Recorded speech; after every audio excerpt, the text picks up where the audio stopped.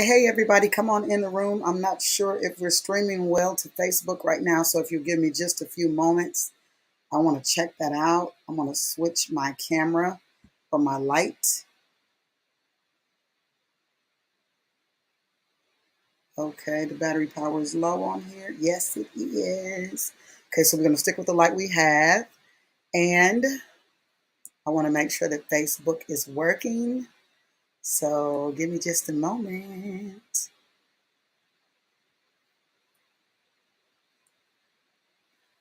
Come on, Facebook, get it together.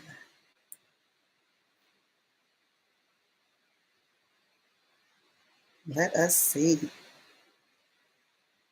Come on in, everybody. Give me one moment. I want to get Facebook up and moving here. I have to leave to reestablish it. Not sure what I'll need to do here, but every now and then it gives me a little bit of an issue. So I want to make sure that we're streaming in all of those places. Yeah, and I don't see it on Facebook right now. So we are here. We are here. I'm excited to be here with you. And we're going to get this thing moving as we need to. If you are in Facebook land, it says I'm going live soon. Okay. Um, yeah, these things happen every now and again. So we're just going to remove that. And usually Facebook just pops right on. So tonight is not going to do that, huh? Okay. So what we'll do is we will see if we can. Um, Man, it's not even letting me do what I'm trying to do here.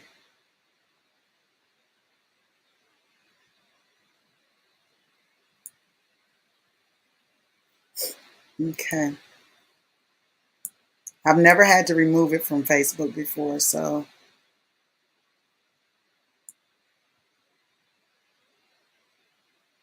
yeah, I've never had to do it before. So if you guys will be patient, yeah, that'll be wonderful. I might have to log completely off of here and just come back into the room because it's really not cooperating tonight. Like, seriously, it's not cooperating. Remove the destination from the broadcast, then re-add it. Okay. We're gonna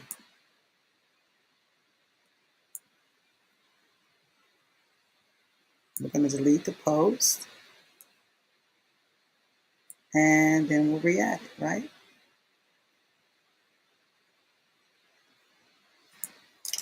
Mm-hmm.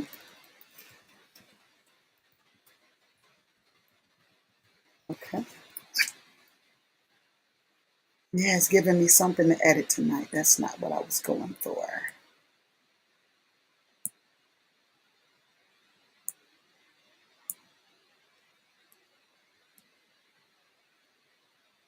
Okay, so now that that's deleted, let's see if we can get it to do the right thing.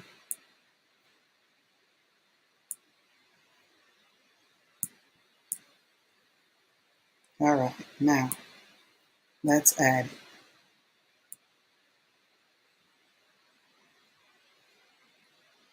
All right, we are in there. I thought I was going to have to delete the whole broadcast to do what I was doing tonight, but Facebook was giving us clapback tonight. Facebook was giving us technical difficulties, but we are here. We are here. All right. And I feel like I'm gonna have to stop, drop, and roll already, sitting in front of this light, but we're gonna be all right. We are gonna be all right. Y'all come on in the room, come on in. I'm gonna open up my window here. That's what I'm gonna do. I'm gonna open up this window. Y'all give me a moment. All right. Now we're cooking with gas. Or something flammable, right? Something or another. Y'all come on in. Come on in. Tonight is the Unmuted Man podcast, and I'm excited. I got some editing to do, about 5 minutes worth of editing. So we'll get our editing skill to par. We getting our editing chats together. That's, I guess, what this is about tonight. But I want you to come in the room and get comfortable, get your notepads out, invite some people. Listen, like, subscribe, and share. If you are on YouTube and if you have not gone to the YouTube channel, go to Rock Mogul Ministries YouTube channel. Go to Rock Mogul Ministries YouTube channel and like, subscribe, and share there. Can you guys do that for me tonight before you close your eyes, before we get off this broadcast? And I promise you, I'm going to do my best not to hold you very, very long, but I want to give you what the Father has given me for you. And I'm excited about it. Go to Rock Mogul Ministries. Yep, YouTube. And like, subscribe, and share. Okay? Can y'all do that for me? Go there and like, subscribe, and share tonight before it is all said and done. That's what I'm going to need you to do. I'm going to need you to like, subscribe, and share. Welcome to tonight's broadcast. All right. This is the Unmuted Man podcast, and I'm excited about this podcast. It's so amazing to me. I was divinely inspired to create this visual art, that we would be able to have this conversational art.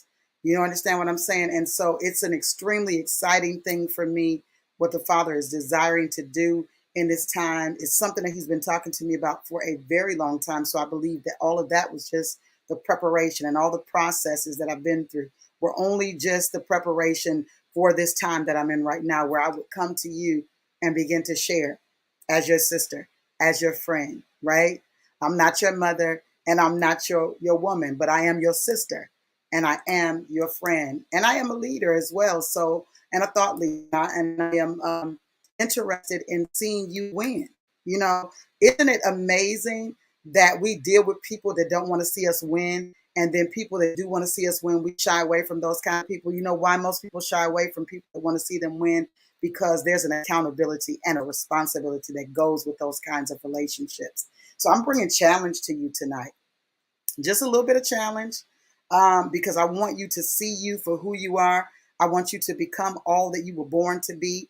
Okay, so this is the purpose of this podcast, is so that I can give you information that I have received, the things that I've seen, the things that I've experienced. I'm speaking not only from what the word says, but I'm speaking from personal experience. I have 3 sons, okay? And I'm excited about this information that I would share with you, because it's not just for the men. If you are a female and you're on the line, if you're a woman and you're on the line, I hate the word female, I really do, because of how people use it. So every now and then you'll hear me correcting my own language, because we live in a culture that deems things certain things, and those things can contaminate our language. We want to speak the language of the king. That's what we want to speak. We don't call children kids, because those are wild animals. You understand what I'm saying? They are untamed animals and they got bad attitudes. So we don't want to call children kids, and we call women female. Okay, we know that that's their gender, right? There's male and female, right? But it's just the way that people use the term female often is so negative. It's such a negative connotation. So I try to steer clear of those kind of things, as not to bring light to the negative connotation of how people discuss things. So starting from the top, I was divinely inspired to create this piece of work that you're looking at. This man that you're looking at on the screen, you can see this man. You see the physical side of him. On his left side is the human, but on the other side, on the right side of him, is the transhuman, or the technical, or that part of him is more of the mechanical, right? And then there's this button. You notice it doesn't have an X on it, because when you're looking at your technology, there's an X that goes through that when you're muting. When you're muting something, the X goes through it. What we're desirous of in this season, what my desire is, what I believe the Father's desire is to see the man unmuted again. There's been such a muzzle, a proverbial muzzle put on the mouth of man, of men, MEN, MAN, not just mankind right now. I'm talking about the male, specifically the man, as far as gender is concerned, okay? As there's been such a muzzle put on the mouth of men, and they have become a silent to their situations. They become silent to how their life is supposed to go and how their life is supposed to flow. They become silent. And, being a leader, being a man requires a voice. Are you listening to what I'm saying? Being a leader and being a man requires a voice. It's not been a problem for a lot of men. And I'm going to say some stuff tonight that might really be a little edgy for you, but you're going to get over it. You're going to be okay, because I came to give you real, raw, and uncut conversation. I didn't come to cut corners. I didn't come to sugarcoat it, and I did not come to dilute it. I want to give it to you straight, because I don't believe enough people are saying straight things to men. I believe people are cutting around corners and sugarcoating and trying to walk on eggshells and all that. I didn't come to do that tonight, because I want your life to be saved. I want your life to be spared. You've had enough trauma and enough situations that could have taken you out of here. And you don't need anything else to try to assuage your pain. I'm not trying to assuage you. I'm trying to bring healing to the places of pain. I'm trying to bring healing to the trauma. I don't want to assuage you in your error. I don't want to give you comfort in your confusion. Are you listening to what I'm saying? I don't want to bring you comfort in your confusion. I want to bring deliverance. Okay? I came to bring deliverance to your destiny. Okay? So this is what we're doing. Hey, blessings to everybody that's coming on. Hey, Katina, and you guys forgive me. I am going to share. I'm going to say this, and it's not a disclaimer. It's just an announcement. I know that a lot of people do podcasts, and they tell you guys, I'm doing a podcast, so don't talk to me right now, because I'm doing a podcast, and I'm not going to be able to look at the comments as much. Now, there are times when I get in a mode when I'm not able to look at the comments as much, but I'm going to tell you something about me. I've always done things differently. And unless it's something where I have to change the wheel, like I'm not trying to change the wheel if something works, but I'm a communicator, and I love to communicate with the people. You understand what I'm saying? Because that's what I'm here for. I'm not just here for the podcast. I'm here for the broadcast. So there are several things going on at one time, and I'm not going to ignore the people that are on live with me to make everybody that's on the audio feel better.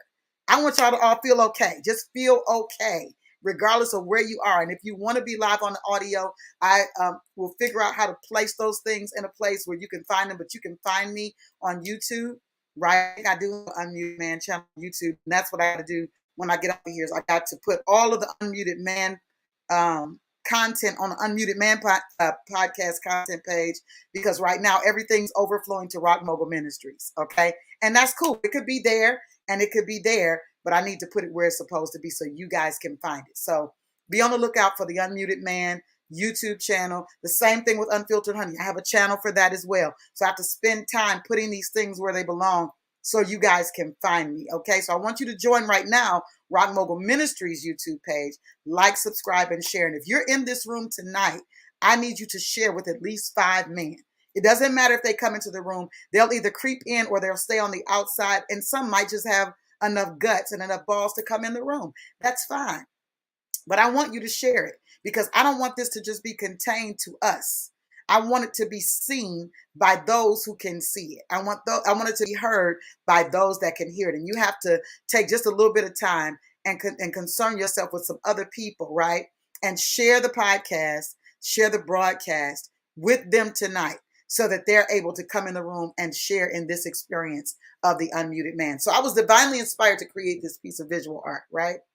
And it would be the theme for this conversational art that we're going to have tonight, this podcast, for the purpose of addressing and redressing the areas of brokenness in men. Okay? The purpose of this podcast is the purpose of addressing and redressing. Okay? So we're going to bring light to the issue, and then we're going to bring solution. You understand what I'm saying? So it's the broken state of men. This is what I believe. It's the broken state of men that makes man incapable of properly connecting to their purpose, and to their partners in life. Okay, whether these are business or personal or intimate, all of that matters. I don't just want to talk about the intimate part, because the intimate part of man that's not all that he's created for. There are other relationships, blessings from India. There are other relationships. See you, Brother Solomon.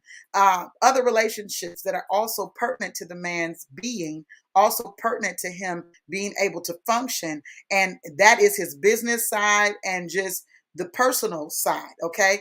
Not just the intimate, but the business and the personal. These things are really important. And I believe that the brokenness that man has experienced, the brokenness that man has become, is a thing that makes him incapable of identifying the purpose of these relationships.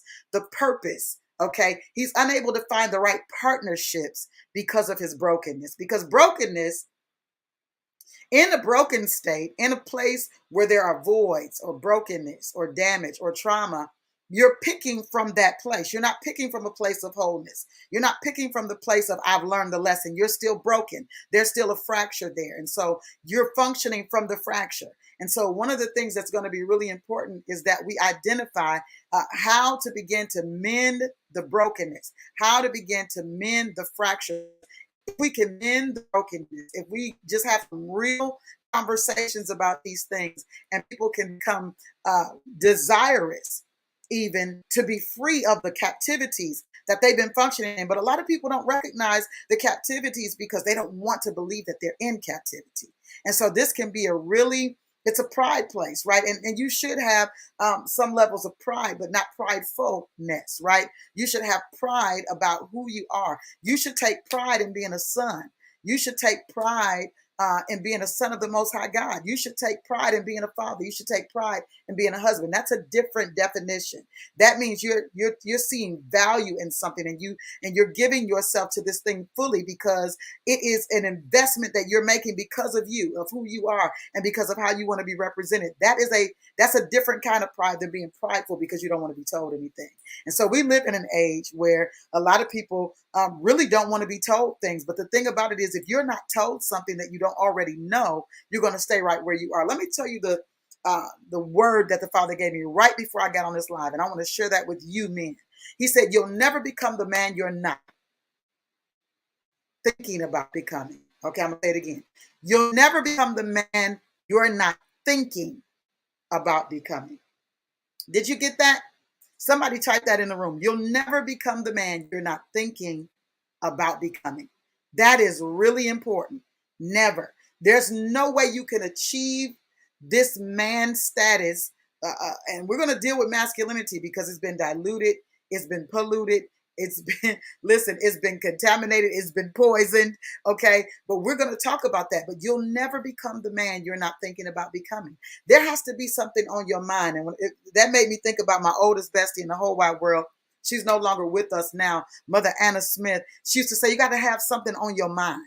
Well, you got to get something on your mind. There has to be things that are on. Thank you, Katina. Thank you, sister. You have to have some things on your mind. The thing is that we live in a society where mindlessness is rewarded, where mindlessness is a state of being. Okay, mindlessness has become a way of living. It's become a men, I want to sit and play video games. I'd rather sit and watch football or basketball. I would rather go and eat somewhere or, whatever, go to the movie, whatever it is. There's some form of entertainment that becomes more important, right? More important than you becoming who you need to become so that you can acquisition what you need, because you becoming means that there's going to be a different kind of doing. The thing goes like this. This is how the chain of command goes. It's being, doing, and then having. And a lot of people want to have before they become. So what we're going to talk about tonight is a process. You've got to understand this process of being, doing, and then having, because you cannot exceed what you are to get something that you can't get it. Let me try to rephrase it. You can't seize what you haven't become. Does that make sense? I had to go find the words for it so that it would be right.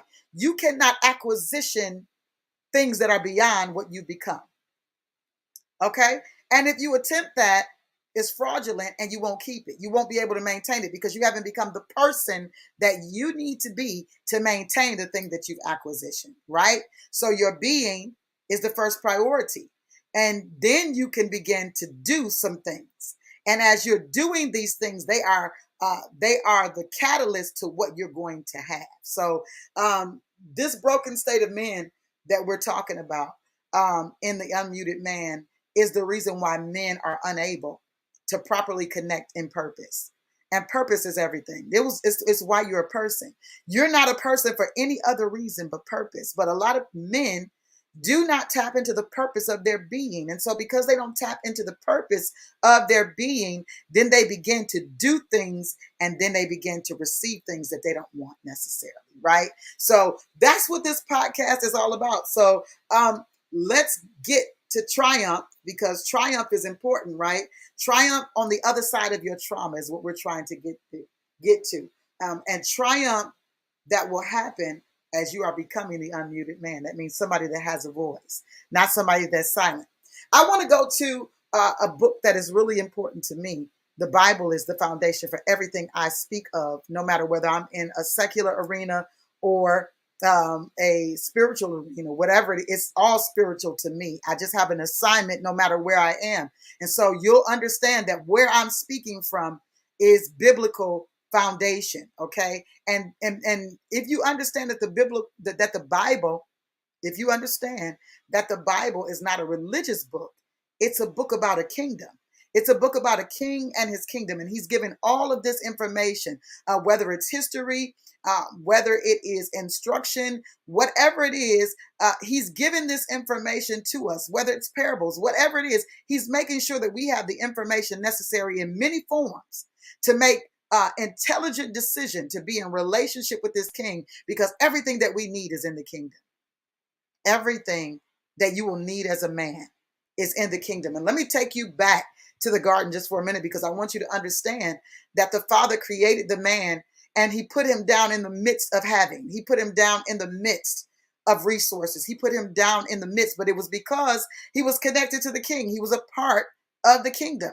So what you're looking for as a man is in the kingdom. That means you need to get connected to the king so that you can have. I want to go to Genesis real quick, and there's a phrase in there, and it says, and God said, but the word God there is Elohim, which means that this is a plural thing. There's a conversation being had amongst the gods, and the Father, Yah, sits in the midst of, and he is the head of the council of these gods, and they say, let us make man. I know that just threw a whole lot of religious people off, but it's okay. We'll come back to it. And if you have a question, you can shoot me an inbox, okay? Let us, that's the proof, right? That there's more than one. Hey, Jalen, that there is more than one person having a conversation here. Let us, us, make man in our likeness and image. And I'm not going to talk about likeness and image tonight. You already know, we've had this conversation several times before, that likeness is the form of a thing and image is the form of a thing and likeness is the character of it, right? So speech is the very first thing, the very first right that is given to man, right? Because it says, and God said at the beginning. Remember that? So let us make man is the conversation. So we're going to make this man. And then it says, and God said, right? So here's the thing. That conversation, and I hear a lot of men saying, oh, well, I just don't do a lot of talking. Oh, well, I'm just, I'm just more of a silent type and all that. No, you cannot. You cannot operate in true masculinity. You cannot operate as a man in the earth and be silent. I'm not saying there are not times that you should be silent. As a woman, there are times that I should be silent. As mankind, there are times that we all should be silent. But I'm speaking to the fact that a lot of men have become silent partners in the building of themselves. They become silent. There's a merger that is taking place, or a merger that's supposed to be taking place, and you're a silent partner? No. Meaning you have no input, you have no conversation. I know silent partner in the world of mergers means that they're not coming forward to say, I'm a partner. They just silently do what they do. But what I'm saying is, I'm saying it in a figurative way. You cannot be silent in this life. You cannot be silent in the process of you becoming. You need to be very vocal. Likeness and image, form and function, right? His form and his function, his first function was to say something. So as a man, you need to be saying something. You need to be communicating. The first thing you need to be communicating is what your ideas are, right? What's on your mind? That's the first thing that the Father begins to discuss when he says, "Let there be." When he begins this, when it says, "And God said," there's an idea. The idea becomes a word, and the word becomes manifested. It becomes a real thing, and so this is why you cannot be silent. It becomes who you are as you're becoming who you are. You cannot be silent as it pertains to you becoming. Okay.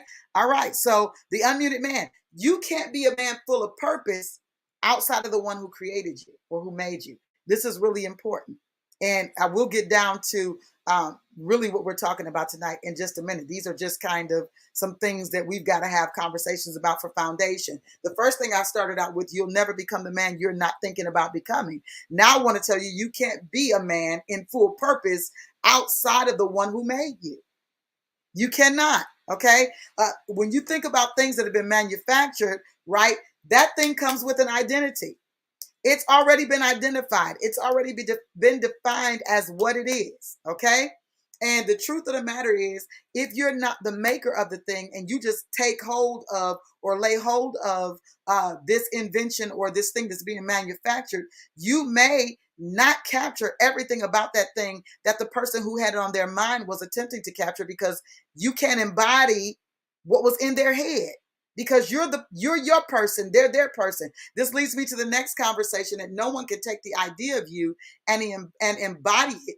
They have to know your purpose to actually take on your persona. They have to know your purpose. Now, I'm saying that because we live in a society where the powers that think they be, all right, are doing all these different kind of things. They're doing cloning. They're doing all kinds of things, right? And so they're literally having conversations about taking people's ideas and concepts, what's in their mind, their memories, and all of this, taking all of that and trying to put it into another form to function. And I'm telling you that some of these things, I know this is what their ideas and I know this is what their concept is, but outside of the mechanism of transhumanism, that's not possible, because you cannot take the ideas of a person and just put them in someone else's body, because that person is the only person with that persona. They're the soul of that person cannot be it cannot be retracted. The soul of that person, their mind, their will, and their emotions is not a part of their thoughts if you try to retract them. If you even get some of the ideas, which is what all of this artificial intelligence is all about. It's about trying to get our ideas and trying to hear what we're saying so that they can create this intelligent technology, right? But this is why you can't abandon the technology, guys, because the believers need to be forthright and center as it pertains to AI, because we need to keep feeding AI the truth. We need to keep feeding AI the word, okay? And so if we're going to talk about what man is, we're going to talk about the image and the likeness, the form and the function. And we're going to talk about the priority, how things are set up. The very first thing that man is assigned to do is to speak. So you cannot be silent, right? So let's go back to this. Nobody can take the idea of you and embody it. They have to know your purpose to actually take on your persona, right? Yet the adversary of your human existence, which there is one, don't ever think that there isn't. Man, let me tell you something. There is an adversary against humankind, but there is definitely an adversary against the man, because he was the originator. He was the original mankind. He was the original kind that was put in the earth. He was the original one that was seated in an authority in the earth. Okay. He was seated first. Are you listening to what I'm saying? Yes, he needs his partner. Absolutely. But he was seated first. And I need you to go back to the original intention of the Father to understand that you were seated first. That means you have a responsibility. There's information that you should be operating on. And I know people say that women are a lot more spiritual than men and all of these different things. And I just believe that that's just a result of men not tapping in. I've heard a lot of men say this, they're the king of their castle. And that's great to say that. However, which kingdom are you a part of? Because I know that some of the things that I say tonight, you're going to say, well, don't nobody own me. Somebody owns you. I'm going to come to that in a minute because I don't want to get ahead of myself, right? All right. So the adversary of your human existence seeks to seize your right to divine evolution. Now, how is that adversary doing that? By all of these scientific feats that are being made, by all of these scientific competitions that are being had, and all this testing things, all of this experimenting on humankind in order to see what works and what doesn't work. Can I tell you something? You've been an experiment for a long time, but if you ever get a hold of the things that I'm saying to you regarding the kingdom and regarding your position in the earth, you will no longer be an experiment. You've been an experiment. Yes, you have. The powers that think they be have turned you as a man into an experiment, into a human experiment. Okay? So let's go into a couple of things, because I want you to know something. You mustn't succumb to the counterfeit version of who you are. A lot of men have settled for the counterfeit version of them. And now, how do you get to the counterfeit version? Because you're not paying attention to the purpose of who you are. Because see, what purpose does is it tells you what you're supposed to be doing, but it also tells you what you're not supposed to be doing. Purpose tells you what you're supposed to be connected to, but purpose also tells you what you're not supposed to be connected to. You understand what I'm saying? So if you're not beholding or laying hold of purpose concerning your person, then you're walking in the counterfeit version of yourself. Are you listening to me? If you're not laying hold of purpose as it pertains to your purpose as a man, then you become a counterfeit version of you. You can't succumb to the counterfeit version of yourself. That's not your idea. Somebody put it in the room. That's not your idea. Now, what am I talking about? The things that you're thinking, a lot of the things that you're thinking, unless they're foundational in kingdom conversations, unless they're kingdom conversations, unless the foundation is the kingdom, a lot of the stuff that you're thinking as a man is not your idea. Ideas come from somewhere. Let's talk about that. All ideas come from somewhere. The Bible says this: there is nothing new under the sun, under the heaven. There is nothing new. There's no new idea. There's no new concept. Are you listening to what I'm saying? There will be things in different ages that people have never seen, right? And when I say there's nothing new under the heaven, that means things that have been will be again. This is the scripture. Things that have been will be again. All right? So there are ideas and there are concepts. This leans more towards the fact that there is this war that you're in. And that's going to lead us to where we're going in a moment, because I'm going to tell you there's no rest in war. That's really our conversation tonight. There's no rest in war. Somebody put that in the room. There's no rest in war. And we're going to talk about that in just a minute. But I want to get to this part right here. Okay? There's an importance in you understanding that there are a lot of ideas that you have that are not your own, but you've got to be able to vet where you're getting these ideas from before you start operating them. Before you make them a part of your operations, you have to identify, where did this come from? Where did this idea come from? Where do I get the concept for who I am, for who I'm becoming? Where do you get these concepts from? And as long as you're alive, you're going to be getting information. You're going to be receiving ideas, all right, and concepts. The question is where they're coming from, because based on where you're getting your ideas and your concepts from, that's the thing that you're going to become. As a man thinketh in his heart. Not the heart that pumps, but in the core of your being. That's the soul of who you are. As a man thinketh in his heart, so is he. So these concepts and these ideas are coming from somewhere. And if you're not questioning the concepts and the ideas that you have and that you're having, then you're living in the counterfeit version of who you're supposed to be. You're living a counterfeit, right? You cannot succumb to the counterfeit version of you.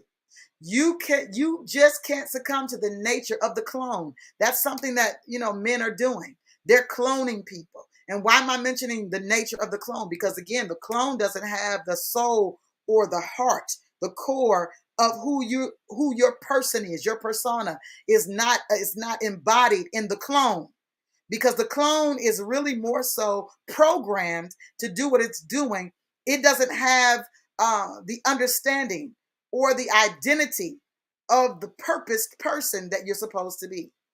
Are you listening to what I'm saying? So this is important. Can't succumb to the nature of the clone. Okay? And I told you before, no one can take your ideas, right? The idea of who you are, the idea of you, and embody it. You know why? I just told you they can embody it because they have to know the purpose in order to actually take your persona. That means that there's an importance in the person that you're supposed to be in the earth. There's a value in who you're supposed to be in the earth because he didn't give that to anybody else. Your person, the persona, the personality, you as a man, there is no copy of that. There is no duplication. So if you don't fulfill, if you take it to the grave, then the earth hasn't received it. Then nobody's been a recipient of the value of your person because you were living the life of a counterfeit, right? Okay, so let's go here. You've got to stand, right? Now, what does this mean? Because when you stand, you are overthrowing the chattelistic and the transhumanistic agendas of darkness against you. Now, I'm going to break that down for you. I know you're saying, why are you using big words, Crystal? Why you using those words? Because you have to know more than what you know in order to become what you need to become so that you can do what you have never done and have the things that you've never had. Okay? This is a real thing. Chattelistic, the chattel, chattel, CHATTLE. It's an enslaved person. Chattelistic, okay? You cannot become a chattel to another person. There are powers that want to make you a slave, okay? An enslaved person is held as legal property of another, meaning a bondman. Now, I know. I'm gonna finish the definitions and I'm gonna come back because I hear some of you because see, men have a ridiculous pride, and it's not the intelligent pride. A lot of men have a ridiculous pride, meaning it's a false pride. The pride that you should have is the pride that you're taking in what you're becoming. Instead of that, you're having a pride about what you think you are that you've never become yet. You understanding what I'm saying? So let's back up for a minute. A movable article of personal property, any tangible property other than land and buildings. Listen, you to somebody, to some people in this earth, you are chattel. CHATTLE. You are chattel property to some people in this earth, and they have made sure that they have put you in a position to be their property. Okay? Under many different things. I'm not going to go into all of them tonight, but we are going to talk about a few. Right? And if you want to catch some more of how you become chattel property, you can check us out on the Mass Exodus. It'll probably happen next week again. If you missed last week's, go to that and look at it. You don't want to miss a whole lot of those, and then you'll have a whole bunch to try to catch up with. Hey, Anthony, how are you? So chattel, a slave, right? It is the old French word for cattle. Okay? You're being herded. And that should piss you off as a man. But I'm going to tell you something, because masculinity has been diluted, because it's been perverted, because it's been convoluted, because it's been contaminated, right? You don't even feel, you've been desensitized to the feeling of you being cattle to someone. All you would just say is in your space, oh, I ain't nobody's cattle. You are though. Until you recognize that you are, and then begin to take a stand as a man and begin to speak and to walk in the manhood, the hood of the man that you've been called to as a person that has purpose in the earth. You'll always be somebody's property. Now, here's the truth of the matter. You're either the property of the King of Kings or you're the property of a king in the earth. You have to pick a side because you're going to be one or the other. You're either going to be the property of the King over kings, which is Yah Almighty, or you're going to be the property of a king in the earth, right? And you have to make a decision because you can be a king. The thing about the King of Kings is that he loves making kings in the earth. But the thing about the kings of the earth is they try to kill anything that appears to be a king, right? If you look at the Bible, you'll see that Pharaoh hears about this king that is getting ready to be born. And what does he say to Magi? He says, when you find him, tell me. Let me know where he's located. You know why? Because there is a fight for the throne in the earth. But there is no fight over thrones in the kingdom because he doesn't mind giving you a kingdom. He doesn't mind making you a king if you'll allow him to be the king over you. Because then your lordship, your kingdom will be run like it should be run. And it will not be a tyranny. You won't be a tyrant. Okay? You won't be a dictator. Are you listening to what I'm saying? You will be a king that is compassionate, a king that provides for those of his kingdom. Okay, so property, right? You say how? Okay, so here's the thing. It says here that chattel. I'm going to tell you this. He said the chattel you is foundational to a lucrative and growing economy. The chattel you, as a cattle, you are lucrative. Listen, you are foundational to a lucrative and growing economy. How, you say?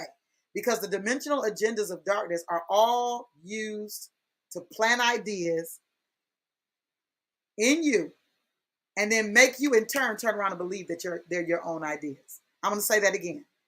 How is the chattel you foundational? Well, how do they make you chattel? Because they are going to use their resources, their technology, whatever they're using, to plant ideas in you and then turn around and make you believe that they're your ideas. So this is why we've got all of these situations where things are crossed up. And we're going to come to the transhumanistic. But while we're on our way to the transhumanistic, I want you to understand that the word trans just means crossing over. It means to mix up, to go over. You understand what I'm saying? I'm going to pull it up real quick. And this word trans, listen, the prefix, it means to cross over. It means to mix up. Here it is, to go beyond, right? It means to go to the other side of something, right? So we could think of a whole lot of words that have the prefix trans in front of it, right?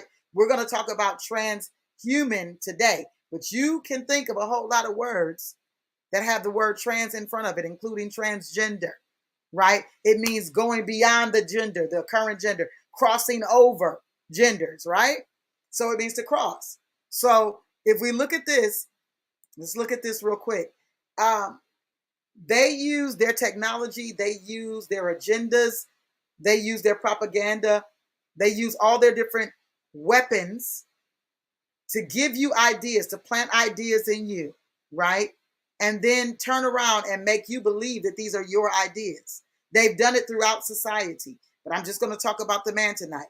So you are the personal property of ones who deem you to be their own.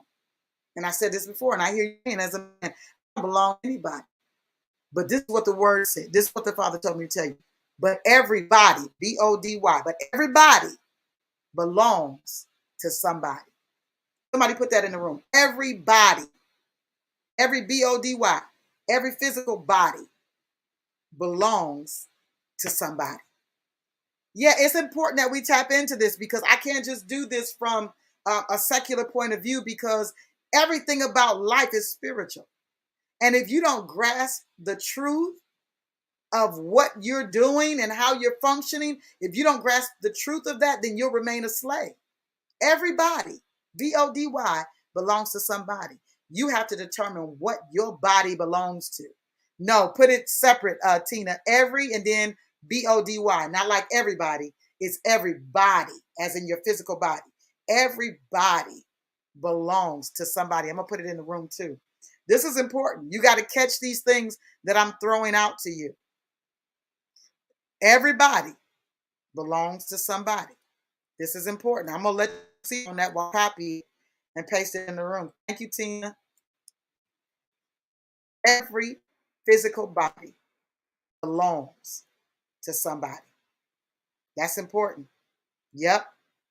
Yep. And if you don't grasp that concept, you will not become the fullness of the man you were born to be. You'll be operating that counterfeit. Yeah, you'll be operating as a counterfeit version of yourself, because you've never tapped into the real purpose of your person as a man. You've got to tap into it. So let's go back to Eden. That's the origination of things, right? When Adam, or mankind, he's the originator, failed to belong to Yah. I'm giving you an example now.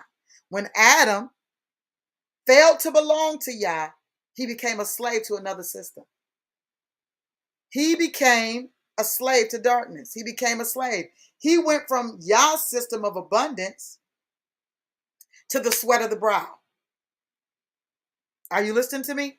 He went from abundance to the sweat of his brow. Working, he was sweating. That wasn't what he was doing in the garden to get what he needed.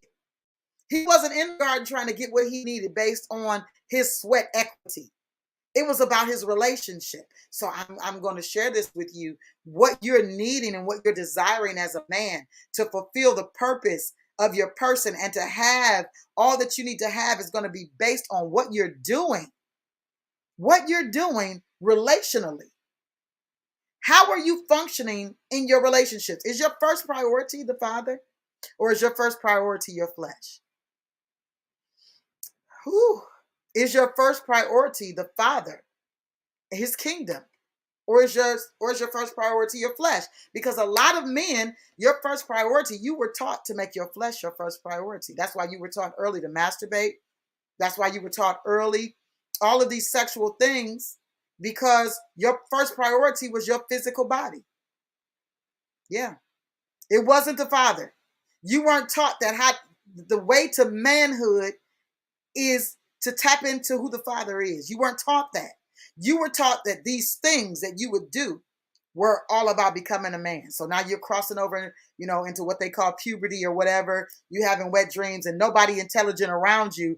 They just telling you, oh, you starting to feel something, so they start presenting things like girls, and nothing wrong with them talking to you about girls. But the thing about it is that that's not, you've got to begin to identify the purpose of your person. So if you have your priorities straight, oh, he was talking to me about this today. You know what I did? I sat down and I thought about why I wasn't a billionaire yet. Why I wasn't that yet. And one of the things that came up was because my priorities were misplaced. It's not that I don't have the capability. You'll find out I do. Right? It's not that I don't have the wherewithal. You'll find out that I do shortly, right? But it's the seek first. It's the priority. See, if we're seeking him first, I put this up today in Facebook, and it's indicative of the conversation that we're having tonight, because when you go to the Father in prayer, are you going to him for what you want, or are you going to him to find out what he wants? And see, that's the thing about manhood. You can't go to him about what you want. Okay, I want a wife. I want so many kids. I want a good business. I want to work a job that pays me $100,000 a year. Whatever those things are that you're thinking are the things that are going to help you provide for your family. The real thing that's going to help you provide for your family is your right relationship with the Father, your seek in the kingdom, because your seek is what's going to provide the things that you need to provide for your family. That seek is going to give you the resources for your family. It's not going to be your hustle. It's not going to be your grind. I know we live in a society where it's about hustle and grind. Absolutely. Chasing the bag. All of that. Those are worldly concepts, y'all. That's worldly concepts. And if you're saying that you are a believer, if you're calling yourself a son of God, a son of Yah, then there's different methods that have been prescribed for you. You can't follow the prescription. You can't follow someone else's prescription and get the wellness that you need, right? That's like you taking high blood pressure pills for a headache, or high blood pressure pills to thin your blood. I mean, everything works the way it works, and I'm not a promulgator of medicine. I hate that. I'm just using what I know y'all understand. You can't go in somebody else's medicine cabinet and take something that's for something else to try to fix what you're dealing with. You understand what I'm saying? And that's what has been happening. You're trying to go into the medicine cabinet of the world. You're trying to go into the secular medicine cabinet to try to get what you need to fix you. And that's in the divine medicine. It's in his divine medicine cabinet. It's not in there. What you're looking for is not in there. Okay? So this is how Adam lost his right to the abundance of the Father, because he gave up belonging to him and desired to belong to something else because he saw a different value, right? Let's go into the transhumanistic thing, because I said your stand overthrows the chattelistic, CHATTLE, chattel, or chattelistic, LISTIC, right? And the transhumanistic. Now let's talk about this, because this is serious. This is one of the ways that you become chattel, right? This transhumanistic view of things, this transhuman thing that's going on in the earth, this crossing over, this going beyond a thing. Let's go to that real quick because I want to read you a conversation about this humanistic situation. Let me pull this up. This is on Quora, and I love to do research because I love to hear what other people are thinking because it's biblical. What the cons are against this is absolutely biblical. Okay. This man says I see a lot of potential downsides to transhumanist technologies. Okay, first of all, let's go here. Let's go here. Um, I wanted to go somewhere really quickly. I think it's in here. I think it's in what I'm getting ready to read to you. Because, yeah, it is. Because this transhumanistic view comes out of humanism. And so I'll get to the humanism part because humanism deals with the intellect and the intelligence of a thing. And then transhumanistic view says we're going to go beyond, right, the humanistic view of things, which is just the intelligence and that whole concept of the mind, right? And we're going to take it beyond by using technological things that break into an area that humankind has no access to, which is not true. We have access as sons. It's just most people are not tapping into the access that we have in divine things. So you don't get to the supernatural because you're too busy trying to be natural. But this is what darkness does. It doesn't want to be divinely supernatural. It wants to be supernatural based on earthly transhumanistic views and ideologies, if that makes sense. I'm trying to explain this the best way I can, right? It wants to see there are things that can't happen in the earth unless they have a body. So what darkness wants to do is it wants to acquisition the physical body so that it can further acquisition the ideas, the concepts. It wants to become the one that is conceptualizing. It doesn't want man. The transhumanistic view doesn't want man to think anymore. So it goes back to the thinking, right? You're not thinking. You're not thinking. And this is what all of these distractions are for, to keep you from thinking, because as long as you're not thinking, you're being hurted. You're being hurted because you're not thinking. So you've got to get back to thinking and see thought is the catalyst to words. Thoughts are the catalyst to words. You can't think without saying. You can't think without releasing something. When you speak it, you cannot manifest it. And so this is why it's important that you speak. That's the unmuted man. You've got to begin to speak. Are you listening to what I'm saying? So let me go back to this. I want you to hear this conversation. This man is against, and he's a mechanical engineer, okay? And he's against the transhumanist technologies. He said, three of these I will broadly term loss of the human. This is what it is. If you come into the the crossing over, the going beyond human, right? Going beyond the intellect and the intelligence of humankind, you go beyond that and think that beyond that is a technological situation. He says that there's a broad term that he's using, that's loss of the human. What is the enemy's goal? For you to be lost. For there to be no human in you, so that he can identify with this technological and control it like a remote. He's looking to control you like a remote, right? So it's not just about spirit at this point, it's about technology. The enemy has gone from dealing with a spiritual attack to going into technological attack against man, right? So he also said total commodification of the body. So these are three things that he's dealing with that are downsides to transhumanistic technologies. He said loss of the human, total commodification of the body, and possibility for brittle failure. Okay, so let's look into these three things. Loss of the human. Okay, so when you're dealing with transhumanism, it sees the body becoming fully technologized.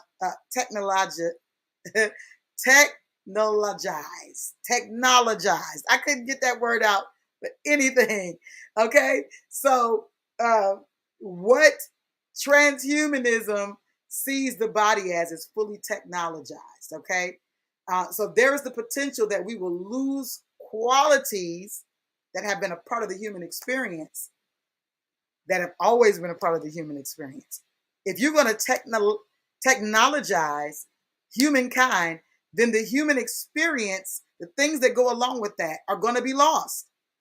You understand? So it's a contentious idea because what it means to be human. What it means to be human is constantly evolving. What it means to be human is an ongoing dialogue of redefining things. It's a process, right? Human is process, right? However, he says it is possible to imagine a transhuman future, for example, and he gives an example. Minds uploaded to a computer and stripped of emotion that do nothing but work. Uh-oh. He just tapped into something, right? What's the agenda here then? If we want to take mankind beyond the human experience and beyond the intellect and the intelligence of humanistic views, we want to take them away from that and transhumanize them, then that means we want to upload the mind to a computer and strip it of the emotion, strip it of the soul, right? The mind, will, and emotion, strip it of the soulish part of what it is so that it only functions in a work capacity. So what is the agenda of darkness as it pertains to man? To strip it of its nature, its original nature, and change the nature of it to be work oriented, to be economy. Remember the thing I told you about the economy, right? I'm going to go back to it. What did it say? What did I say to you? What did I write? What did it say? It said, where is it? There's a piece in here that I said something about the economy. I got to find it. I spoke about the economy because the transhuman, this version of you, there it is, the counterfeit version of you is ripe for their economy. So there is a foundation. That's the word I'm looking for. I'm looking for the word foundation. I'm looking for the word foundation. Sorry about that, y'all. I'm looking for the word foundation so I can find that phrase for you.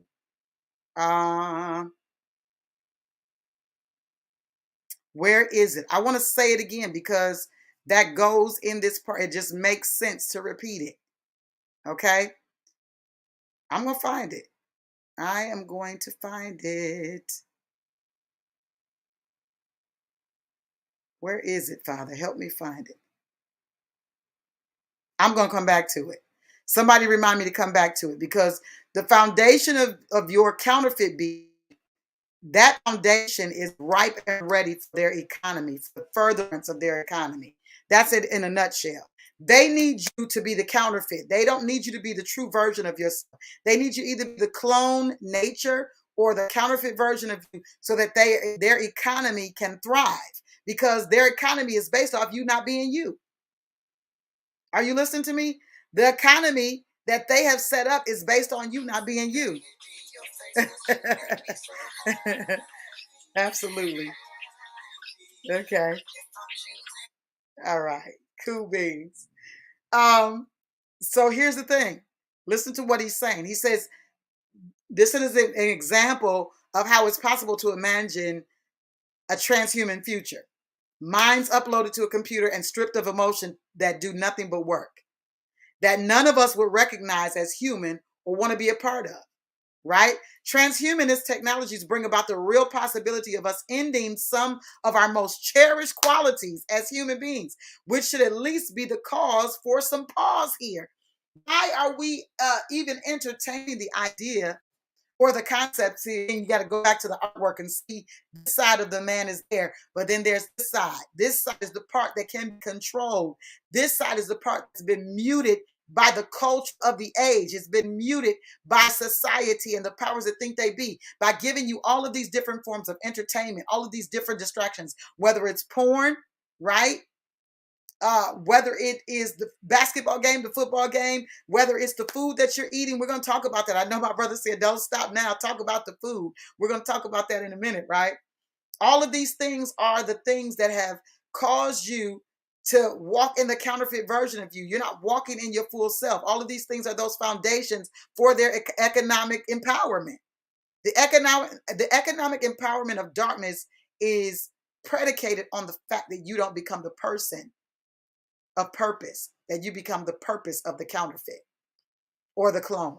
Anything that has a nature opposite of man is supposed to be functioning as, that's a part of the foundation for the economic system. Let's go to this total commodification of the body, because he talked about that. With technologies, with technologization comes commodification. Now let's talk about what commodification is. As every part of our identities becomes something that can be bought and sold, we become completely commodified and total slaves to capital. That's really already happening without the trans part of the human. Without you even becoming transhuman yet, and a lot of people will, because they're going to keep taking these jabs and keep taking these medicines and take all this stuff that people see online. They're going to be taking this stuff and becoming something other than what they're supposed to be. And so this is what's going to allow them to tap into your being. And then you become something that's purchasable, bought and sold, right? Becoming a commodity versus a person. That's what the whole total commodification of the body is about, right? This technologization. I don't know why that word is so difficult for me tonight.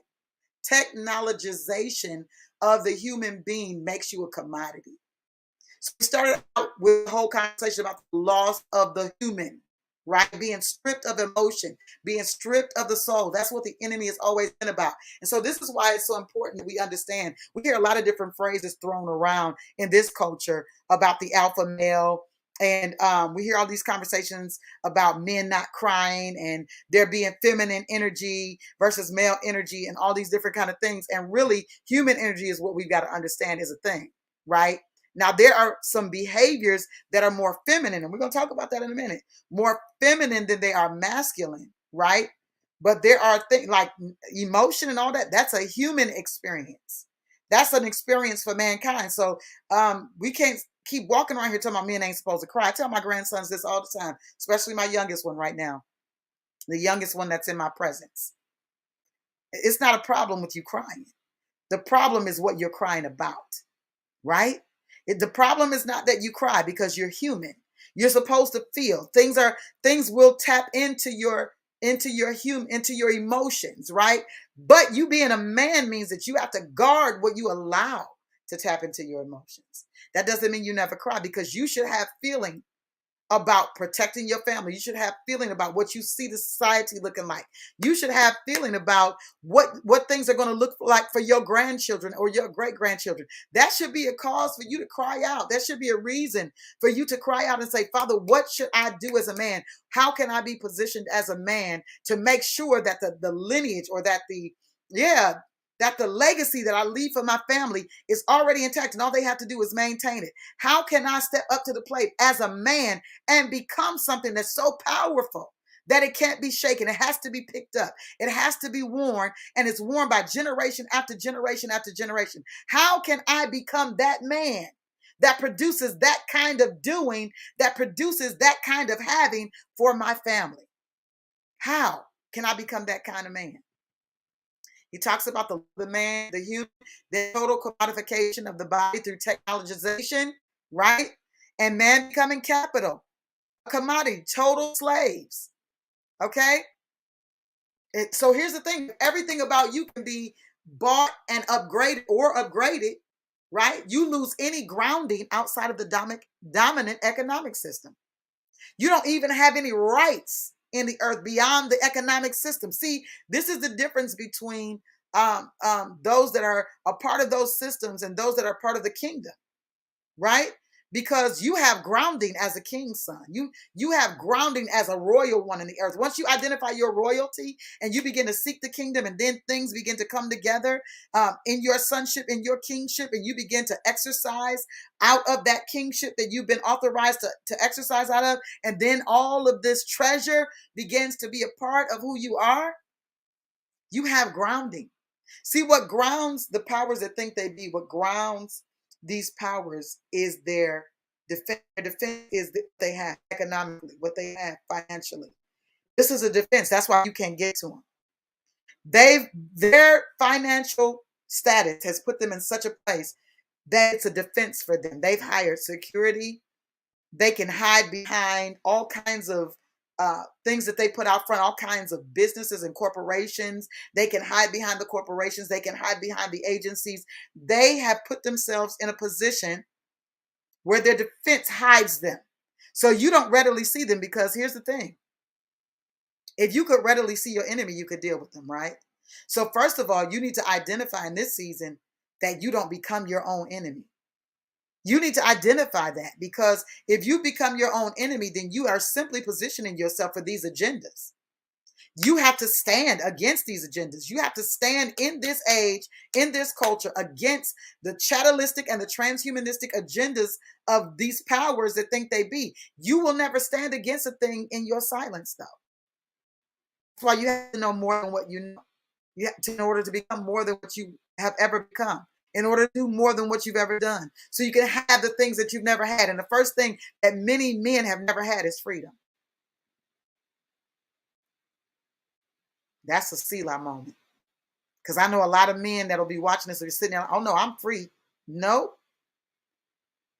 you haven't reached your freedom place yet. See, freedom comes as a result of maturity. And in maturity, that means that you have to do some things to seize the right to your freedom, right? You have to do some things that announce that you're free. You have to do things that announce that you've come into a place of maturity, that you're no longer under governors or tutors, right? So this is really important.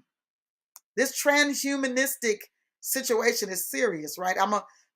This transhuman, the total commodification of the body using this technologization, right? Also is going to give us a bigger gap between the have and have nots. It's going to build a wider wealth gap, okay? Because these technologies, okay, for example, the ability to increase your intelligence with upgrades will lose their value in an egalitarian society where everyone has equal access to them. So if everybody has equal access to this, where is the uniqueness of the persons, right? It still puts everybody on the same kind of level, right? Which means that you have the have and the have nots. Those that are trying to achieve a greater sense of intelligence are being controlled by those that have the intelligence to make them believe that they're achieving a greater sense of intelligence, right?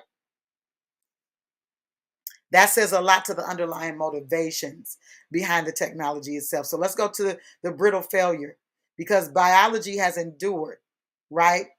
While evolution is not equipped to handle all the existential risks that biology handles, right? It produces remarkably robust products, though. The technological side of things, it produces that, right? Our technology offers us the promise of increasing the speed of advancement by orders of magnitude. We also see plenty of examples of brittle failures. So we know, I could just give you a failure in itself. Yeah, we got technology. Technology is wonderful, but people hack technology. Now we've got people, literally, the powers that think they be, these billionaires that you guys behold to and think are so great, are now calling you hackable. Because they've hacked you. They've hacked you as a person. They have hacked you as a man, right? So there are advantages and disadvantages. Now, I want to read one more thing about this transhumanistic situation, because these are things that I want you to dig into. There's a man that is actually, this person is actually, what do you say? I'm trying to find his response. He is actually,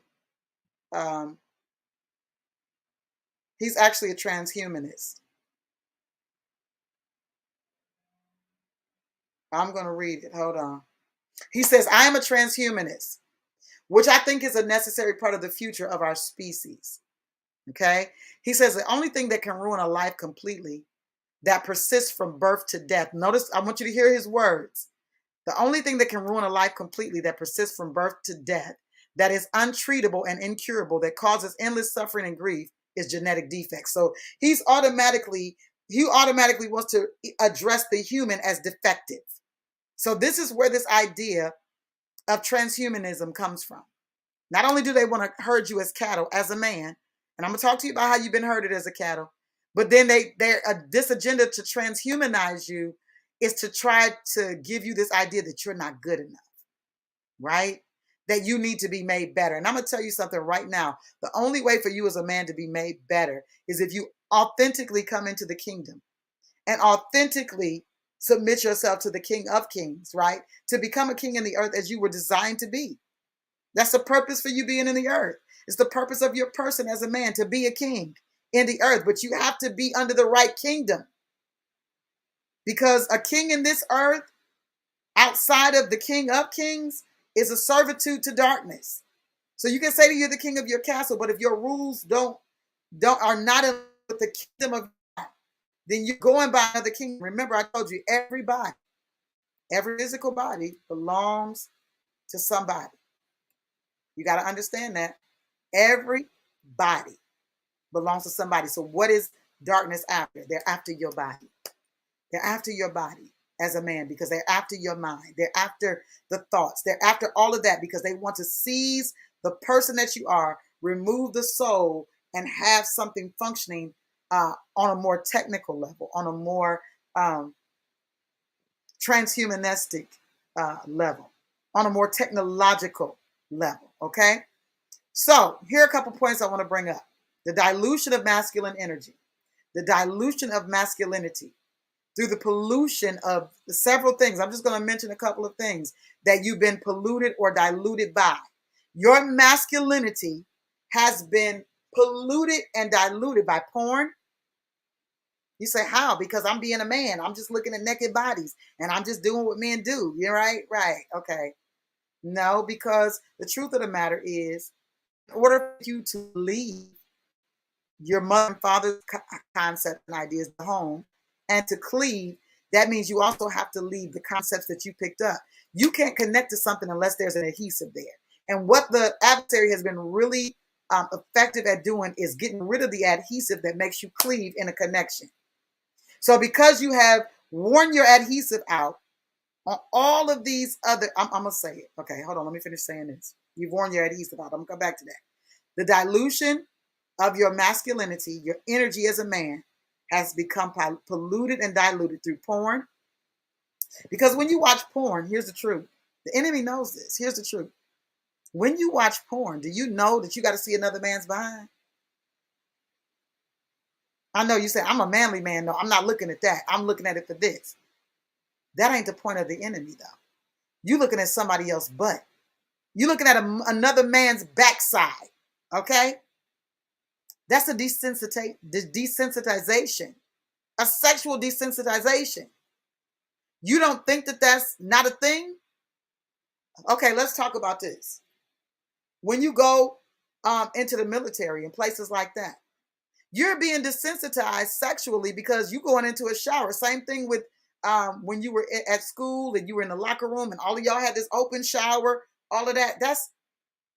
Those things are private, right? So you're being desensitized, looking at other people, seeing other people, right? Unhealed traumas is a pollution. Because if you don't take the time to heal, here's the truth. You're taking more time to be entertained than you're taking to heal yourself. That's why the traumas keep resurfacing. The traumas of your life are going to continue to resurface. They're going to continue to deal with you until you deal with them. So your masculine energy, you as a man have been diluted and polluted through porn, looking at other men's butts, and a million women's vaginas, and unhealed traumas, whether you were sexually molested, whether you were abandoned, whether you're rejected, whatever that trauma is, right? And then too much estrogen tapping. Now I want to talk about this because I thank the Father for how he gave that to me. Too much estrogen tapping. That's a nice way of saying you getting too much sexual pleasure from the female, okay? Oh, he helping me tonight because, man, I'm raw and uncut, but I don't want to be vulgar, okay? Too much estrogen tapping. So your masculine energy has been diluted because you have given yourself to so many women. You have connected yourself to so much estrogen. So now, in order to try to prove that you're a man, you've lost your emotion. Listen, you've lost your sensitivity. Now you've been shut up and you no longer know how to communicate. Because through those other relationships, you built up this wall, because none of those relationships were proper relationships. So now you had to build a wall. That's where the man cave comes from. You had to build a wall to live behind, because if I can be behind my wall, then I can be at peace, because you didn't find a woman that brought you peace. You found a woman that gave you a peace. Piece. You were looking for Piece, which the beginning of that is pi, by the way, right? And you weren't looking for Peace, because see, Peace is found when you do relationship the right way. Then you're not full of estrogen. You got all this estrogen, right? Because men love to pontificate the fact of how good you are at what you do, right? But you are so good at what you do, now you are diluted as a man. You are polluted as a man, because the energy that you need to have for the woman that's going to bring you favor, now you got to go and re-up. Now you got to go and build up again. Now you've got to be fixed, because you're broken now, because of all of the porn, the unhealed traumas, and the estrogen tapping. I'm going to do something with the estrogen tapping. That's serious. That's hilarious. So what I would say ultimately tonight, and I'm already an hour in, but we're going to keep going. One of the themes was that he gave me tonight, that there is no rest in war. You got to understand as a man that you are at war. You are at war for your manhood. You are at war for your son's manhood, your grandson's, generations, man. You are at war for manhood. Are you listening to me? You're at war for manhood. So there's no rest in war, because rest in war is an attack on the sight of a man. Resting in wartime is an attack on the sight of a man. Let me tell you something. He's unable to see as he should, and he's unable to see what he should if he is resting in wartime. I'm going to prove this to you, because so many men are desensitized to the blessing of favor. I'm going to give you just one example. I'm going to give you more than one. I promise you, I'm going to give you more than one. So many men are desensitized to the blessing of favor. Now, where does favor lie for a man? In a woman. Yeah. Favor lies in a woman for a man. But men are desensitized to the blessing of favor, because in a serial manner, they've gone from woman to woman, simply seeking pleasure and not a partner that they could receive this favor from. So you didn't receive favor from everybody you tapped. No. The word says that if a man sleeps with a whore, he becomes one with her, right? So whatever you've been sleeping with, you became one with that. So you might have received a lot of crazy. You might have received a whole lot of stuff. And that's another, see, that's why I'm talking about the estrogen tapping. All of that is inclusive in the estrogen tapping, because whatever you connected yourself to, you became. You're saying, no, I don't act like them though. Yeah, but your characteristics have been contaminated by the women that you've been connected to. This is why you've got to be healed from those traumas. Because if you don't get healed from them, you'll keep carrying those same traits, those same characteristics, that same trauma. You'll keep carrying that same manner, that same behavior, the same ideology, the same concepts of relationships. You'll keep carrying out those same things. You've been desensitized to favor. Okay? Here's what the Bible says about that kind of man. He calls them simple ones. These are what the Bible refers to as simple ones, or in today's terminology, we call them simps. Look at the numbers, they're going down again. Because people don't want to hear this kind of stuff. But I'm going to tell you something. You won't be successful as a man until you identify your enemy, the enemy of your manhood. You will not be successful. And you'll continue to be a simp. And you'll continue to estrogen tap. And you'll continue to watch porn. And you'll continue to live in your unhealed traumas. And you'll continue to live without favor. Because the favor of the woman, it's only going to come from one. It's not going to come from, you can't go, oh, I'm going to sleep with this one, that one, and get all the favor I can get. That's not how that works. Favor comes in fellowship, and it comes in covenant. Favor comes from covenant. It doesn't come from just estrogen tapping. Okay? So Proverbs 7:7 says, I saw among the simple. Let's highlight the word simple there. I saw among the simple. And I noticed among the young men a youth.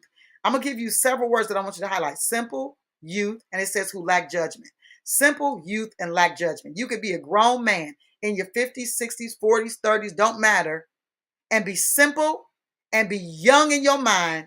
And that youth means you lack judgment. In other words, youth hasn't lived long enough to have proper judgment. That's why they need leadership. That's why they need fathers, right? That's why they need somebody that is an example to them to show them the judgment that they need to have so they don't lack in the areas of judgment. But we got grown men, okay? Dumb seniors. Are you hearing what I'm saying? Dumb seniors who are simple and adolescent in their mentality and lacking judgment, right? I want to share a few thoughts with you, right? Adam sleep to receive a purpose partner. Remember, this is about there's no rest in war. No rest in war. In wartime, there's no rest. You got to be doing what you're supposed to be doing as a man in wartime, and that's going to war, right? You're not resting. You're not stretched out. You're not laying down. You're not. Listen, Adam was put to sleep to receive a purpose partner. This is certainly not a time or place for war, right? This is a view of where it's not war, where war is not supposed to be happening. He's asleep when he's getting purposed partnership, right? The war ensues outside of the unit. So this gives us to understand that the war shouldn't even be inside the unit, because as it pertained to that partner becoming connected, there was no war there. There was rest there. So inside of that rest, inside of this time, inside of this sleep, the partnership is being formed. And that partnership should not be a place of war. It should be a place of rest. The war ensues only outside of the unit. I've heard people say, well, it's impossible not to argue. Well, that's not true. It depends on what perspective, on what kingdom you're in, on what you're connected to, what system you're a part of, right? Because in the kingdom system, if everybody's mentality is everybody doing their part and being in their role, and everybody understands the relationship dynamic and the covenant and the purpose of the covenant, then there's not a whole lot of room for argument. Because if we disagree, we need to come to agreement, right? We need to find out, well, what is it that I'm disagreeing with? Okay, well, where are these points? Put all our point of views on the table. Now we have a foundational source that we need to go to the source to find out what we need to be doing about this situation. The source has the answer for the situation. Yah has the answer. We can go to the word. We can go to the word and find out what the answer or the solution is for this problem. We don't have to be at odds. We don't have to argue. And it ain't got to be no beef when the word is brought forth, because the truth is just being revealed so that there's no contention. The truth is revealed so that there's peace, not so that there's an argument. But you have to be able to handle the truth, and you have to be desirous of the truth. You have to desire truth, because the truth is going to end all argument. The truth is the argument ender if you're a believer. There's no argument. And the truth of the matter is, again, if you desire truth, then if you're having some kind of, well, I'm not sure if that's the way that's done, we're not arguing about that. We're getting ready to come into some agreement. So we're going to go to the foundation of who we are, and we're going to seek the manufacturer's paperwork on that and see what he says about how things have been manufactured, how it's supposed to work, right? So the war ensues outside of the unit. This is why the man must make sure he is receiving the right partner. But in order to receive the right partner, this trips me out. I'm going to say this real quick, because this is funny to me. Men, y'all can talk when y'all trying to acquisition some stuff, right? Whether right or wrong. When you trying to acquisition something, you got game. That's what they call game, right? Oh, I got game. Yeah. This ain't no game, no. Relationship ain't no game. You walking in favor or accepting the favor of a woman is not a game, okay?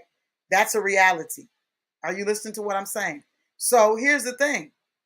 If you can talk when you spitting game, as you say, then you can talk to maintain your household. You can talk to build your house. Are you listening to what I'm saying?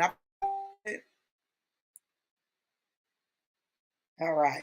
You can talk to build your house.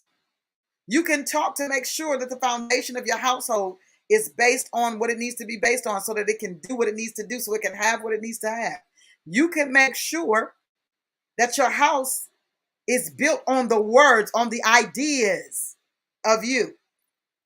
It's a whole lot of conversations about how the house is built. Yeah, the woman does make it a home. She does. But the man has to have an idea. That means he has to have a vision for his home. And that vision for his home, he gives to his wife so that she can produce and reproduce, right? You give it to her, she's going to make it bigger. I promise you, right? So here's the thing. All right. The man must make sure that he is receiving the right partner.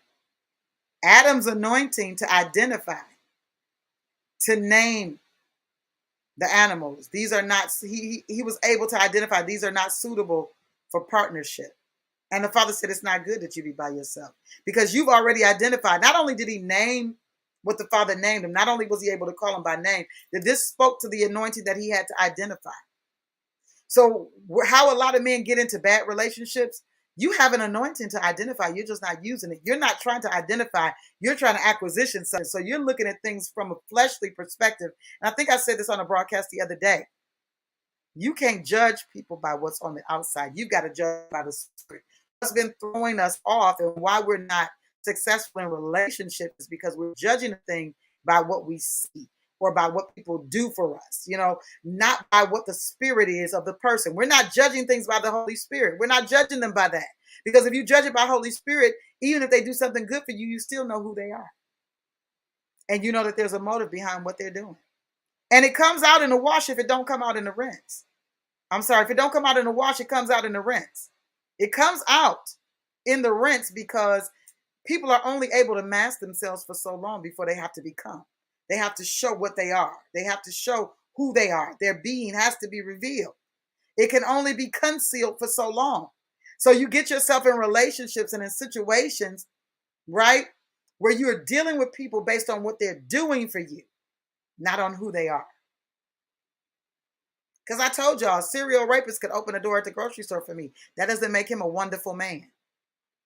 That just makes him somebody to open the door for me. So I say thank you and I keep it moving. I'm not getting ready to be enamored over this man opening the door for me. You know what I'm saying? Like, how does this person become the best person all day long because they opened the door? They could have a whole van outside. I said this the other day, a whole van. And see, man, you've been judging things by what people are doing for you. Can't judge it by what they do for you. You got to judge it by who they are. And if you're not judged by who they are, you've gotten yourself in a quandary. You've gotten yourself in a bit of a trouble. In a bit of a trouble, you've gotten yourself in a bit of a pickle, because eventually when the real person shows up, you've got to deal with whatever that is. Whatever you have to do now that you've realized who you're really dealing with. Now it's an issue of urgency. Now you've got to, and you shouldn't be put in that position, but you can't put yourself in that position, right? You've been anointed to identify things. I want to speak to you tonight about your anointing to identify. I'm decreeing and declaring to you tonight that you're not going to see things the way that you've been seeing them. You're going to use the anointing to identify. You were made in the likeness and image of God, and you're going to use your anointing to identify things, to call a thing what it is, so that you don't have to wind up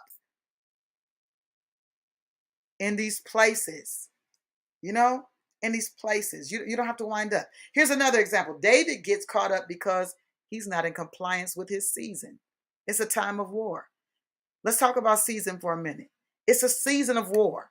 It's a time of war. Remember I said there's no rest in war? David chilling. He's resting in wartime. And what happens when you rest in wartime? You get caught up. You see something you shouldn't see. You start moving like you shouldn't move. You got time on your hands, right? When you really should be at war. Now you got this time to do all these other things, right? David is a perfect example of what happens when you rest in war. You're at war for your manhood. There's no time for rest. And in war, you need to fight. And in war, you need to fight. Are you listening to me? You need to fight in war. It's not a time of rest. You need to war for your manhood. You need to war for your masculinity. You need to war to recapture who you are. Now, how do you war? You war in the presence of Yah because now things have to be broken off of your life that have been attached to you for a long time. These things have been attached to you for a very long time. And you've got to now be loose from these things that have been attached to you. You've got to cut the cords of these attachments because they're leeches. They're sucking the very life out of you as a man.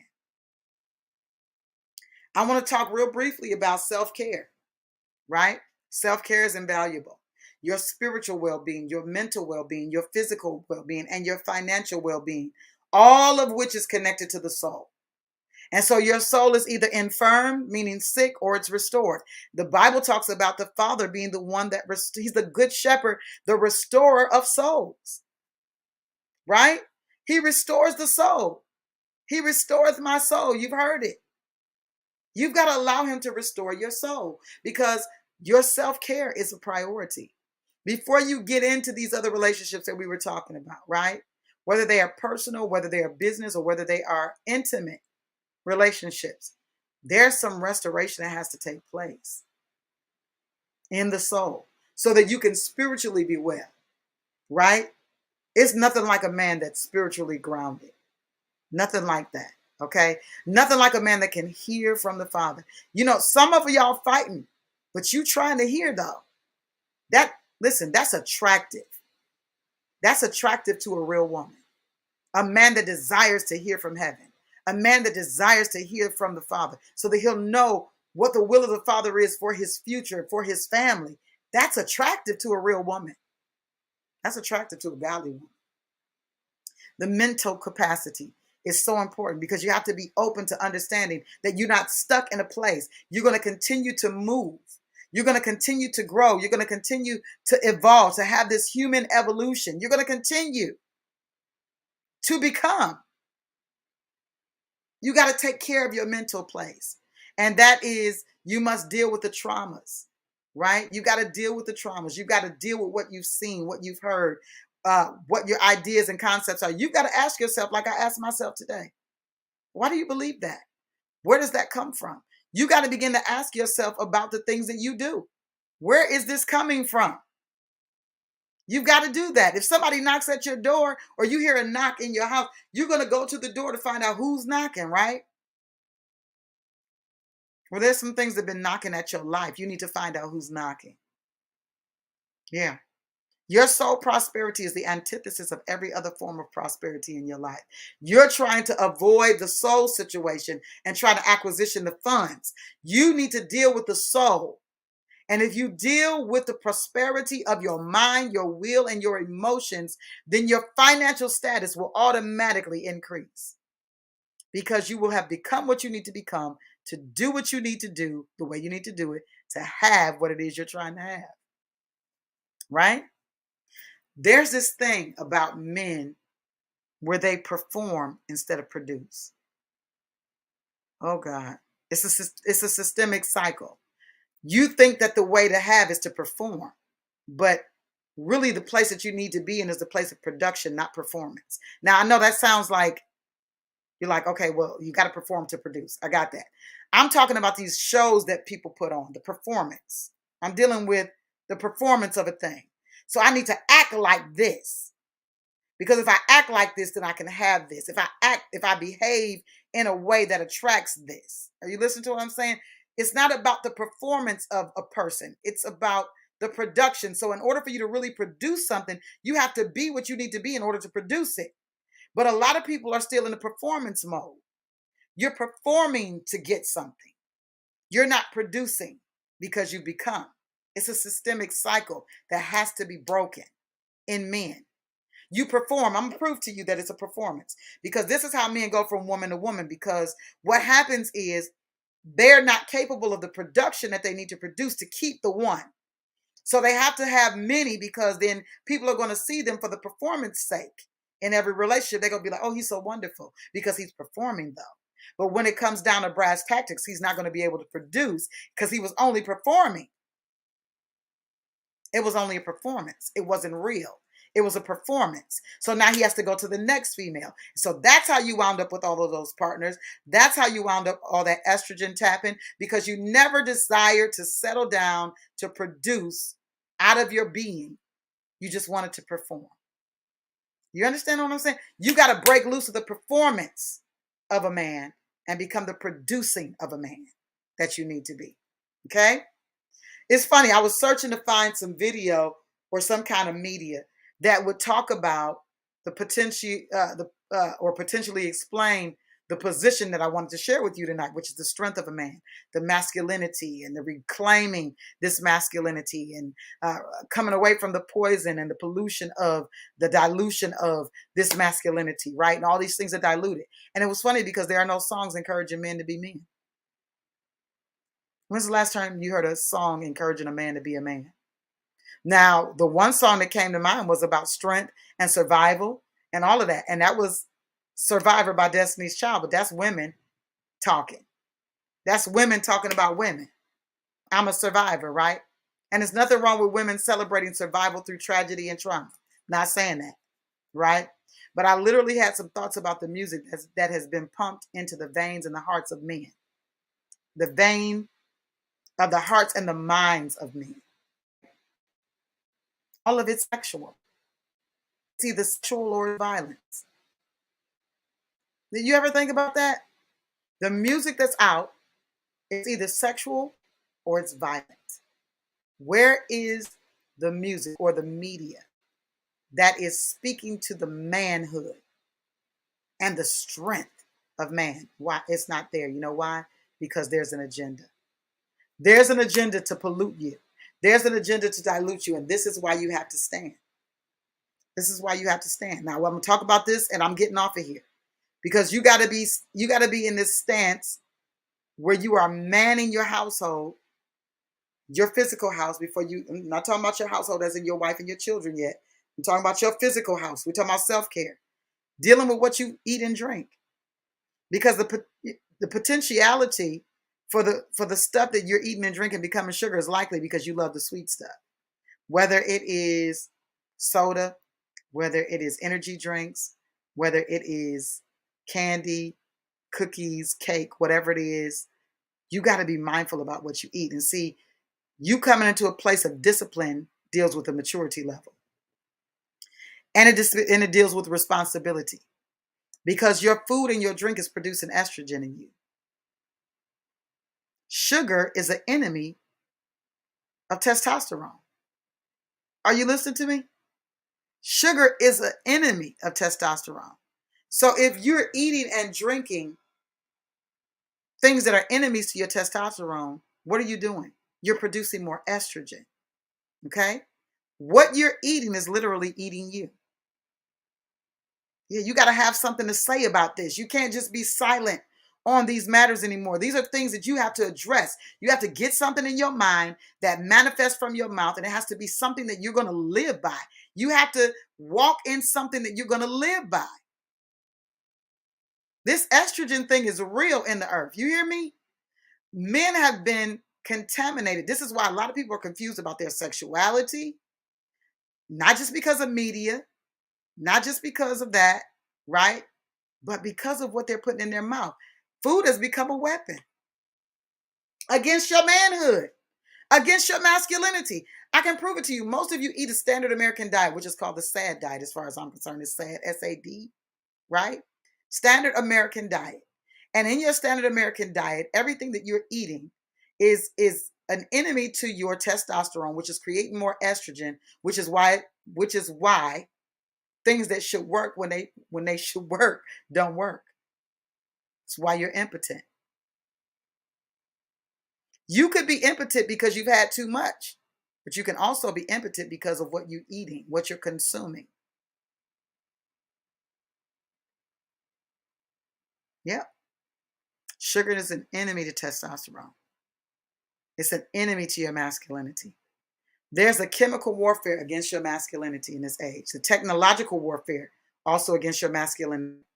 Then you got to deal with the whole ideology of self-sabotaging. You know how many men sabotage real relationships? You know how many men self-sabotage? You sabotage the relationship with yourself by what you eat and drink, by how you move relationally. You're sabotaging your masculinity by what you're watching, by misaligned priorities. You're sabotaging, self-sabotaging. I want to say this to you. The powers that think they be are challenging your power as a man. They're looking to subdue you through comforts, conveniences, entertainment, right? So you got to identify in this season what senses you're training, because as it pertains to the things that we've discussed today, you're training a lot of senses that need to be untrained, right? They don't need to be trained. You need to be training your spiritual senses, your mental senses, your physical senses, right? Your financial senses. You need to be training your senses.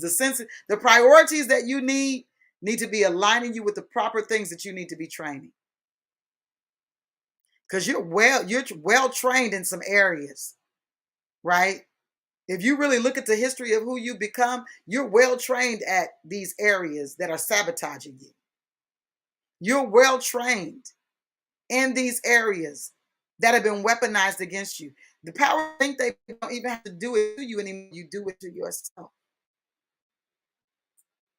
Listen, they're challenging your power as a man. This is where this softness and this weakened state. When I say soft, I don't mean because a man cries. I'm talking about this softened thing where men are not, they're not warriors anymore. You know, whatever happened to the man that would fight for a woman? No, I know she's making a mistake. I know that that's my wife. I know she's making a mistake. So I will fight for her. You know, last time I saw a man really fight for a woman was on Different World. It was a TV show. Okay. Dwayne Wayne busted in that church and was like, don't do it. Because he knew and he understood. He understood his relationship with Whitney, right? Or with Whitley, right? And so because he understood the relationship and he understood the strength of his masculinity as it pertained to her, and that she was a favor that he needed to go where he was going, he wasn't going to just allow it to just walk off, right? He wasn't going to just allow, men have been softened and weakened. When I look at stuff like 300 and all that, you know what? Men have been softened and weakened because now men are not required to work with their hands. A lot of men don't work with their hands anymore. They're not good and handy at stuff. And so somebody would say, well, every man ain't a handyman. They need to be. You need to learn how to use a hammer and nails. You need to learn how to put stuff together. You've been softened. You've been weakened because the strength of a man is shown in how he functions. It's shown in his function. It's shown in how he speaks. It's shown in what he does.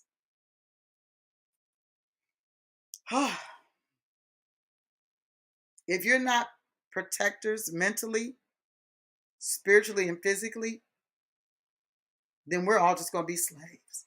The man has to be a protector both mentally, spiritually, and physically. He's got to be. That's his role. Mentally, spiritually, and physically, you've got to be a protector. So if you've been softened and weakened, you have to understand that wasn't your idea to be softened and weakened. You're not sitting up thinking, oh, I need to be soft. I need to be weak. It's not your idea, but it's things that have been given to you. So now you've got to vet what you're looking at, what you're listening to, what you're watching, right? Where are you getting these ideas and these concepts about manhood from? All of this stuff was given to you, but you have to realize where it came from so you can correct it. And the only way to correct it is in the presence of the Most High God, I promise you. The only way you'll become the unmuted man that's not enslaved, that's free, is by your connection with the Almighty God. Yeah. That's the only way to freedom. That's the only way to true manhood, because he created you. So he knows everything about you. He knows everything about how you work, how you're wired. He created all of that. So he knows it better than anybody does. So you've got to tap in, right? There's no war. There's no rest in war. You don't be like David season. You need to be warned. Don't be rest. If it's something that you need to be warned for, if it's something that you don't understand, that's a cause for war. That doesn't mean fill yourself with every form of entertainment. It means you need to shut off stuff and war. You need to war. No, that means you still need to get your work done, but you don't have time for the entertainment because you're at war. because you got to gain an understanding, because gaining this understanding is going to get you to where you're going. Understanding is the vehicle to get you where you're going. And if you're consuming in the entertainment and consuming the comforts and all of that, you're simply weakening yourself. And guess what? When it's time to fight, you won't be able to lift a finger because you won't have strength for it. And I'm going to tell y'all right now, I love guns. I do. I just threw that out there just as a note.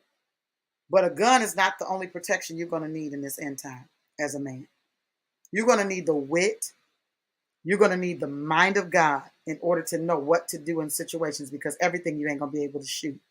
That's free for you. You're not going to be able to shoot everything that you're about to deal with in this upcoming time.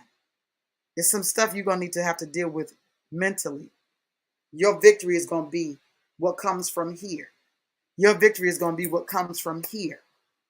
Your victory is going to be from how you've handled your relationships and what your backup looks like. Your victory is going to be something other than just what you can physically pick up.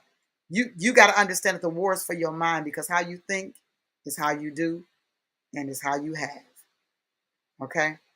So the powers that think they be desire for you to be had and not for you to have. And that's the reverse of what the Father desired from the beginning, which is let them have. I want you to become the unmuted man that you were born to be. That means that you need to tap into the very first thing, the very first right that you were given as a man, and that was speaking. Become unmuted and stand against these agendas of darkness concerning your life, so that you'll be able to stand as the warrior that you should be concerning your family and the future of your family. The future of your family. I love you guys. Thank you so much for being in a room with me today. This has been the Unmuted Man podcast, and we'll be back. I think next week. He gave me a conversation for next week, and it is the Lion, the Tin Man, and the Scarecrow. That's going to be interesting. Let's see what that's about. I don't even know what that's completely about yet. So we'll see what that's about. The Lion, the Tin Man, and the Scarecrow. We're going to talk about that next week. The Unmuted Man podcast. Make sure you share. We are on all platforms that are related to podcasts. You can find us on iTunes, Apple iTunes, and Spotify, a bunch of different places. So if you just go into your search engine and put unmuted man, we should come up somewhere, and you'll be able to listen and to download. Go there and listen to it again. Don't just listen to it here. Definitely go to my YouTube channel, subscribe, and share. Like it here on Facebook, but go over there and to the podcast channel and download it there to re-listen to it. Okay? I believe it's going to bless you. You need an archive of the Unmuted Man, because the Unmuted Man is going to become something big. I believe that it's going to become a revolution for men in this season, and it's going to be a blessing to us as women, because we're going to begin to see men that are not just silent, but men that are participating in purpose in this season. They're going to be men with a voice. Ain't nothing like a man with a voice, honey. Nothing like a man with a voice. I love it. And I'm loving that you're here with me. We'll see you next week. Until then, I'm out. Peace.